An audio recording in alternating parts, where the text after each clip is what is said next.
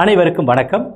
இன்றைய வீடியோவில் ரெஃப்ரிஜரேட்டரின் மின் மற்றும் பிற கணினி கூறுகளை எவ்வாறு சரிபார்ப்பது மற்றும் தவறுகளை சரிபார்ப்பது எப்படி என்பதை கற்றுக்கொள்வோம். நோக்கங்கள்: இந்த வீடியோவின் முடிவில் உங்களால் செய்ய முடிவது என்னவென்றால்: 1. தற்போதைய காயில் ரிலேவை சரிபார்த்து சோதிப்பது. 2. ஓவர்லோட் புரொடெக்டரை சரிபார்த்து சோதிப்பது. 3. ஓம் மீட்டருடன் கம்ப்ரசர் வைண்டிங் டெர்மினல் பின்களை அடையாளம் காணுதல். 4. கம்ப்ரசரில் உள்ள ஷார்ட் சர்க்யூட்டை சரிபார்த்தல். 5. டோர் ஸ்விட்சின் நிலையை சரிபார்த்தல். 6. தெர்மோஸ்டேட்டை சரிபார்த்தல். 7. கெப்பாசிட்டரை சரிபார்த்தல். இந்த பயிற்சியை செய்வதற்கான கருவிகள் மற்றும் உபகரணங்களை சேகரிப்போம். Screwdriver 10 mm tip, 200 mm நீளம் 1. Cutting plier 200 mm 1. Nose plier 1. Phillips screwdriver set 1. Ohmmeter அல்லது multimeter 1. Clamp meter 1. OLP overload protector 1. FHP fractional horsepower compressor 1. Test போர்டுடன் ஃபிட் செய்யப்பட்ட வோல்ட் மீட்டர் மற்றும் ammeter 1. Capacitor 1. Sandpaper தேவையான அளவு. Insulation tape 1. செயல்முறை: task 1. தற்போதைய coil ரிலேவை சோதிக்கவும். Step 1. ஓமீட்டர் multimeter உதவியுடன் 4 மற்றும் 5 இடையே கண்டினியூட்டியை சோதிக்கவும். ஸ்டெப் 2. 1 மற்றும் 2 இடையே கண்டினியூட்டி சரியாக இருந்தால் தற்போதைய காயில் ரிலேயின் காயில் கண்டினியூட்டி சரி. இயல்பான நிலை 4 மற்றும் 5 தொடரும். ஸ்டெப் 3. 5 மற்றும் 6 இடையே கண்டினியூட்டி சரிபார்க்கவும். இயல்பான நிலை பயன்படுத்தாத போது 5 மற்றும் 6 திறந்திருக்கும். 5 மற்றும் 6 ரிலே இடையே கண்டினியூட்டியை இல்லை என்றால் சரி. ஸ்டெப் 4. ரிலேவை மேல் பக்கமாக வைக்கவும். 5 மற்றும் 6 இடையே கண்டினியூட்டியை சரிபார்க்கவும். கண்டினியூட்டி இருந்தால் ரிலே சரி. ஸ்டெப் 5. அதன் அசல் நிலைக்கு கொண்டு வாருங்கள். 2 மற்றும் 3 இடையே கண்டினியூட்டியை சரிபார்க்கவும். கண்டினியூட்டியை இல்லை என்றால் ரிலே சரி என்று கண்டறியப்பட்டுள்ளது. ஸ்டெப் 6. பிளஞ்சர் மூமெண்ட்டை சரிபார்த்து ஒலியை கவனிக்கவும். ரிலேவை தலைகீழாக வைத்திருங்கள். பிளஞ்சர் மேலே நகரும் மற்றும் நீங்கள் ஒலி கேட்க முடியும். சாதாரண நிலைக்கு கொண்டு வாருங்கள். பிளஞ்சர் கீழே வருகிறது. நீங்கள் ஒலி கேட்க முடியும். ஒலி இல்லை என்றால் ரிலே குறைபாடுடையது. ரிலே பிளஞ்சர் ஆபரேட்டிங் சரியாக இல்லை. டாஸ்க் 2. சரிபார்த்தல் மற்றும் ஓவர்லோட் புரொடெக்டர். ஸ்டெப் 1. 1 மற்றும் 3 இடையே கண்டினியூட்டியை சரிபார்க்கவும். ஸ்டெப் 2. 4 மற்றும் 5க்கு இடையில் கண்டினியூட்டி சரியாக இருந்தால் பைமெட்டல் கான்டாக்டுகளின் கண்டினியூட்டி சரி. ஸ்டெப் 3. கண்டினியூட்டி இல்லை என்றால் ஓவர்லோட் குறைபாடுடையது. ஸ்டெப் 4. டிஸ்கில் ஏதேனும் துரு உருவாவதை சரிபார்க்கவும். துரு உருவானால் பயன்படுத்த பரிந்துரைக்கப்படவில்லை. டாஸ்க் 3. கம்ப்ரசர் வைண்டிங் அடையாளம். Ohmmeter multimeter of fraction horsepower hermetic compression கொண்ட டெர்மினல் பின்கள். இதனை மேற்கொள்வதற்கு பின் வருவனவற்றை நினைவில் கொள்ளுங்கள். ஸ்டார்டிங் வைண்டிங் ரெசிஸ்டன்ஸ் என்பது ரன்னிங் வைண்டிங்கை விட குறைவாக இருக்கும். ஸ்டார்டிங் வைண்டிங் ரெசிஸ்டன்ஸ் என்பது ரன்னிங் வைண்டிங் ரெசிஸ்டன்ஸை விட அதிகமாக இருக்கும். ரெசிஸ்டன்ஸ் ஆஃப் ரன் மற்றும் ஸ்டார்டிங் வைண்டிங் என்பது ஸ்டார்டிங் வைண்டிங் ரெசிஸ்டன்ஸ் மற்றும் ரன்னிங் வைண்டிங் ரெசிஸ்டன்ஸின் கூட்டுத்தொகை. உங்கள் மல்டிமீட்டரை ரெசிஸ்டன்ஸ் ஓம்ஸ் முறையில் அமைக்கவும். ஒரு மல்டிமீட்டர் ப்ரோபை மோட்டரின் டெர்மினல்களில் ஒன்றில் தொடவும். மற்றொன்று மீதமுள்ள டெர்மினல்களில் ஒன்றை தொடவும். மற்ற 2 டெர்மினல்களுக்கும் லோ ரெசிஸ்டன்ஸை காட்டும் டெர்மினல் பொதுவான டெர்மினலாக இருக்கலாம். ஏனென்றால் பொதுவான டெர்மினல் 2 வைண்டிங்குகளுடனும் இணைக்கப்பட்டுள்ளது. மேலும் அதன் குறுக்கே அளவிடுவது 2 வைண்டிங்குகளின் கம்பைன்டு ரெசிஸ்டன்ஸை காண்பிக்கும் மற்றும் ரீடிங்கை குறிக்கும். ஸ்டெப் 1. ஓம் மீட்டரை குறைந்த ரேஞ்சில் ரெசிஸ்டன்ஸில் அமைக்கவும். ஸ்டெப் 2. A மற்றும் C இடையே உள்ள ரெசிஸ்டன்ஸை அளவிடவும். 20 ஓம்ஸ். ஸ்டெப் 3. A மற்றும் B 40 ஓம்ஸ் இடையே உள்ள ரெசிஸ்டன்ஸை அளவிடவும். Step 4. C and B 60 ohms இடையே உள்ள ரெசிஸ்டன்ஸை அளவிடவும் மற்றும் அட்டவணையில் மதிப்புகளை பதிவு செய்யவும். ஸ்டெப் 5. அடையாளம் காணப்பட்ட A டெர்மினல் பின் பொதுவான முனையமாக மாறும். ஸ்டெப் 6. அடையாளம் காணப்பட்ட B டெர்மினல் பின் வைண்டிங்காக தொடங்கும். ஸ்டெப் 7. அடையாளம் காணப்பட்ட C டெர்மினல் பின் ரன் வைண்டிங். உற்பத்தியாளருக்கு ஏற்றவாறு ரெசிஸ்டன்ஸ் வேல்யூ சற்று மாறுபடும். பயிற்றுவிப்பாளருக்கு கம்ப்ரஸர் மேனுஃபேக்சரர் ஸ்பெசிஃபிகேஷன் இருக்க வேண்டும். பணி 4. கம்ப்ரஸரில் ஷார்ட் சர்க்யூட்டை சரிபார்க்கவும்.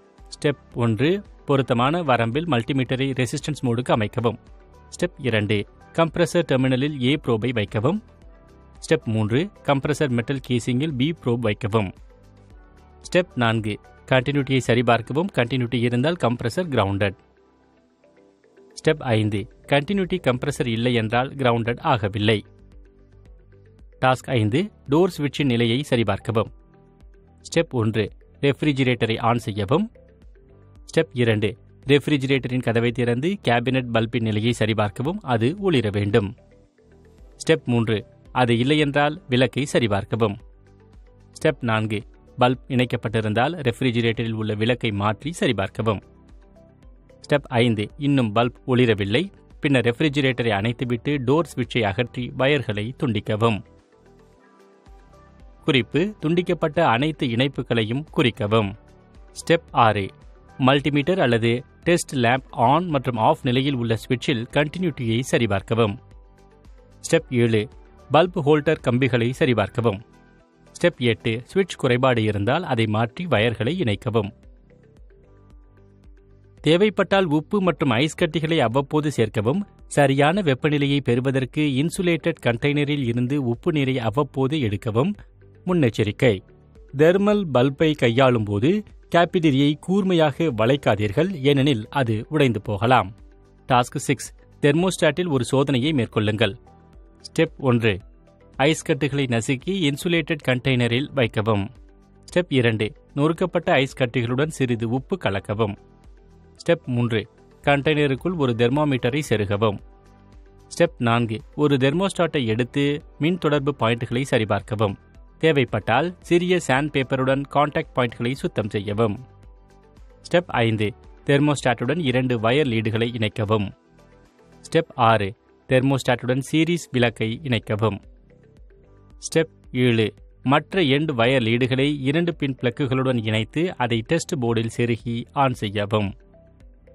ஸ்டெப் 8 தெர்மோஸ்டாட்டின் ஸ்டாப் பொசிஷனில் இல்லாதபோது ஒளிரும் என்பதை சரிபார்க்கவும். ஸ்டெப் 9 தெர்மோஸ்டாட்டின் நாப் நிறுத்தப்பட்ட நிலையில் இருக்கும்போது ஒளிரவில்லை என்றால் ஸ்டெப் 10 நாபை ஆன் நிலைக்கு சரி செய்யவும். ஸ்டெப் 11 தெர்மோமீட்டரின் ரீடிங்கை பாருங்கள். ஸ்டெப் 12 100 வாட்ஸ் பல்பு எப்போதும் ஒளிர்வதை பார்க்கவும். ஸ்டெப் 13 தெர்மோஸ்டேட் துண்டிக்கப்படும் வரை காத்திருங்கள். இது ஒளியின் ஆஃப் நிலையால் குறிக்கப்படும். தெர்மோமீட்டரின் ரீடிங்கை விரைவாக எடுக்கவும்.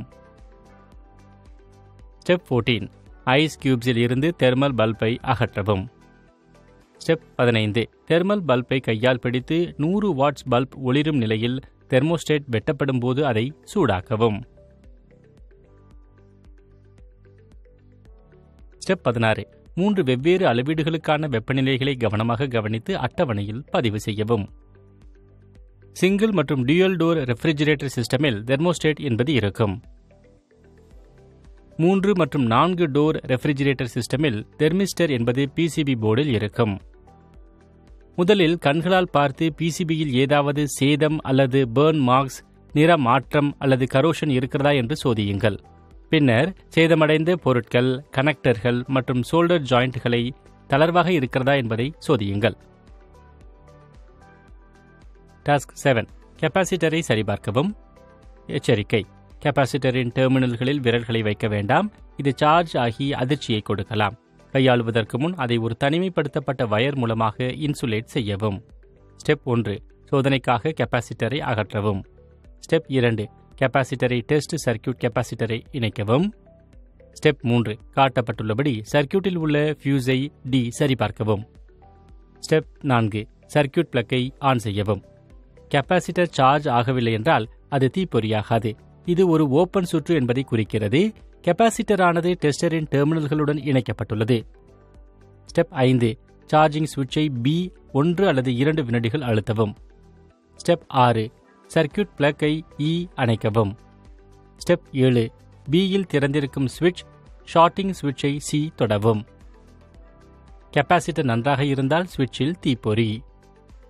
ஸ்டெப் 8 முதல் முறையாக தீப்பொறி வரவில்லை என்றால் கெப்பாசிட்டர் யூனிட்டை மாற்றுவதற்கு முன் 2 அல்லது 3 முறை முயற்சிக்கவும். குறிப்பு கெப்பாசிட்டர் நன்றாக இருந்தால் தீப்பொறி. மின்தேக்கி சுருக்கப்பட்டாலோ அல்லது தரையிறக்கப்பட்டாலோ பார்வையில் இருப்பது போல் உருகி டி என்பது வீசும். எச்சரிக்கை: கெபாசிட்டர் சோதனை செய்யும் போது ஒரு பாதுகாப்பு பெட்டியில் வைக்க வேண்டும். ஏனெனில் ஒரு சர்க்கியூட்டில் வைக்கப்படும் போது ஷார்ட்டட் கெபாசிட்டர் வெடிக்கக்கூடும். இந்த வீடியோவில் ரெஃப்ரிஜரேட்டரின் மின் மற்றும் பிற சிஸ்டம் காம்பனன்ட்களை எவ்வாறு சரிபார்ப்பது மற்றும் தவறுகளை சரிபார்ப்பது எப்படி என்பதை இதுவரை நாம் விவாதித்தோம்.